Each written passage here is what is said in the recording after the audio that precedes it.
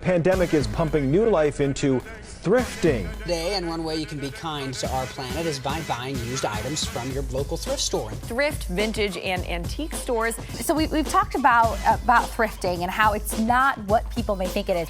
Thrift shops and what you would expect to find, you wouldn't really, some people think you could find this kind of stuff. This was secondhand, these were secondhand. You're looking for specific things, you're looking for dates on t-shirts, you're looking for stitching, that single stitch.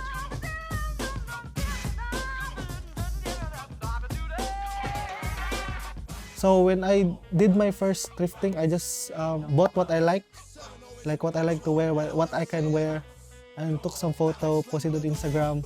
And then on the first day, I was surprised, you know, because the love I got from people, like it's amazing. Like they're just messaging like your clothes are really nice. You should sell more. So that's where I started.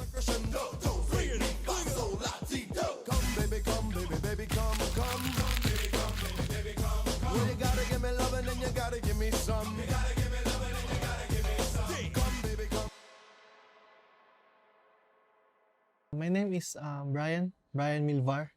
I'm from the Philippines. I live in UAE in Sharjah. And I own Vintage Vibe.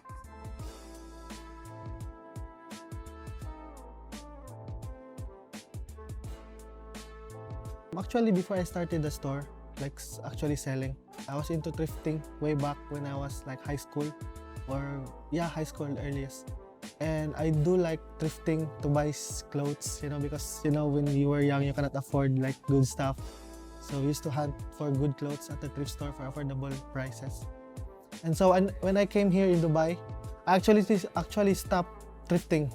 Like, you know, when I got my salary, I have my job, so I can afford clothing from retail. So I always go to the mall.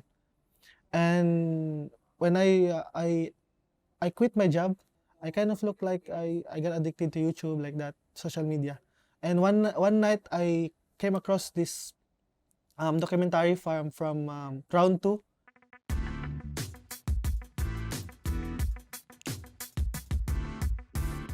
It's owned by Sean Witherspoon. It's the most popular, for me, it's the most popular like vintage clothing store, especially in US. They're ones who kinda started the vintage clothing. So I watched their documentary. They showed how they started, you know, how they do their business, like they enjoy it. And I think that I'm doing this since before. So why don't I, you know, like start this like you know, just try it first. So that's where I started. Thanks to my idol, it's Sean Witherspoon and Round 2. First rule I follow on pricing my products is my self-take on the value of the item. So if I found a good piece, like it's valuable to me. For example, I found a cartoon t-shirt. I really love these cartoons when I was a kid. I have a lot of memories with my sister, with my friends. So when I found this t-shirt, I cannot just sell it for cheap price. Everyone can buy it, even if person who doesn't really like the cartoons. The one who really appreciate it will, you know, I will save for this one because I really like this stuff. I grew up on this. So if he likes it, other people cannot buy it, only him or her. I also get feedbacks from the people here. So if they think it's expensive, we can haggle, you know. If I'm selling it for 500, they think the product is not 500, it's 400. I can say we can meet at half price. We can do 450. Because it's my value, your value, we can meet at the middle. So that's what I want.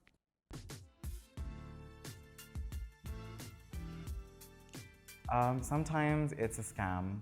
I would love to name names, but legal reasons I will not.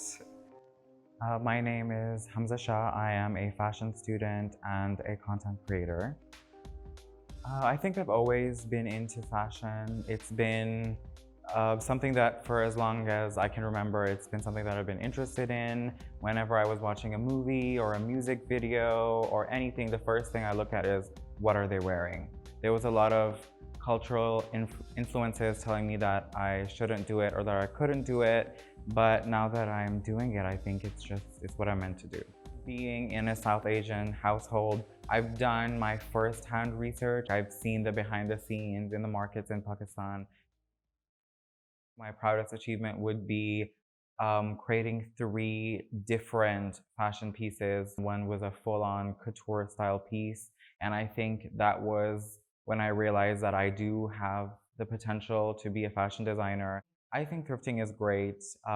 If you do it correctly, you can find iconic, amazing pieces that you wouldn't normally find in a thrift store. It isn't usually something that you capitalize on. It's a place where you can go to get cheap fashion and ethical fashion, to be honest, because you're buying something that is pre-owned, something that's donated to the store.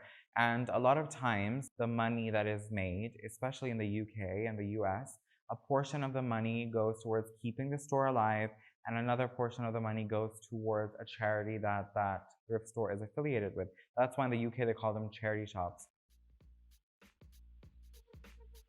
It's good for the environment because sometimes it's secondhand pieces that end up on the racks and you're giving them a second chance at being worn rather than ending up in a landfill and then polluting the environment, because the fashion industry is the second most polluting industry, and we have to do something about it.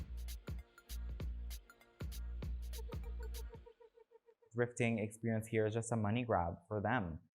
And I get that, you're sourcing pieces from outside. That's not what a thrift store is. There's a lot of clothing that is thrown out here. Why don't you focus on getting that and selling that here to people who can't afford to buy things off the rack at the mall? Sometimes at a thrift store, you can find vintage pieces. It does work like that. I've seen people go to thrift stores in the US and in the UK and find dresses from the 70s, but that is, it's not very common.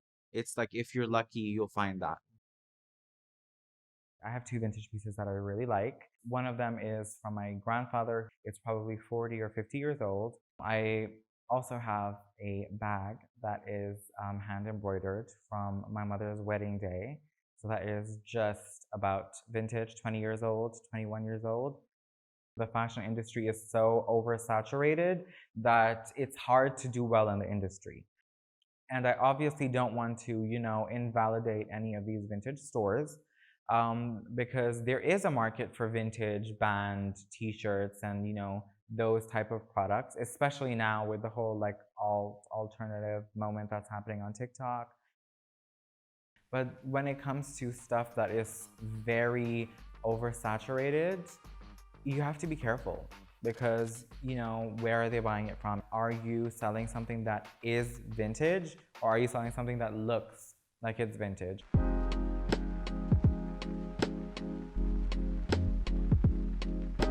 Vintage is it's actually thrifting, but it's like the gem you got from thrifting. Like for example, you're mining, right? For example, you're mining for copper and you find gold.